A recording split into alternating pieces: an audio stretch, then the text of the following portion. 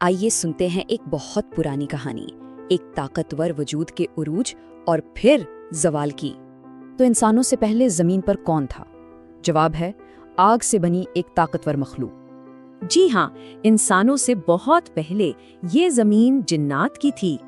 ان کے پاس کمال کی طاقتیں تھیں، دنیا کو اپنی مرضی سے چلانے لگے۔ مگر طاقت کے ساتھ آیا غرور اور فساد، اور دیکھتے ہی دیکھتے ہر طرف افراتفری پھیل گئی۔ اس ساری تباہی اور گمراہی کے بیچ ایک جن بالکل الگ تھا، عزازیل۔ وہ اپنی قوم کی بغاوت میں شامل نہیں ہوا، بلکہ اس نے فرشتوں کا ساتھ دیا۔ عزازیل کا رتبہ اتنا بلند ہوا کہ وہ فرشتوں کا استاد کہلایا۔ پھر جب زمین کو فساد سے پاک کرنے کا حکم آیا تو فرشتوں کی فوج کی قیادت عزازیل نے کی۔ جنگ جیت لی گئی، عزازیل ایک ہیرو بن چکا تھا، اپنی وفاداری اور طاقت ثابت کر چکا تھا۔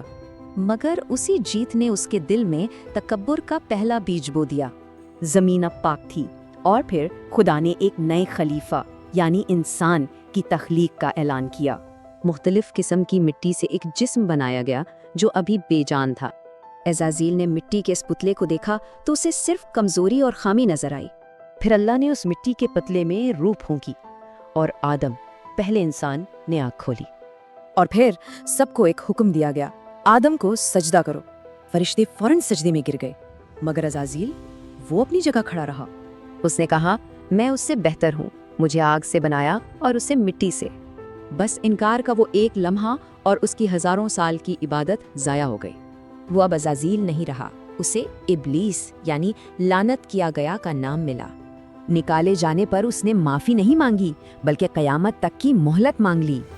اور مہلت ملتے ہی اس نے قسم کھائی کہ وہ انسان کو ہر طرف سے بہکائے گا۔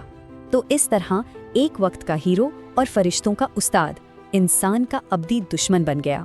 عزازیل کا زوال تکبر کے ایک لمحے سے ہوا۔ تو پھر اصل سوال یہ ہے کہ ہمارا سب سے بڑا امتحان کیا ہے؟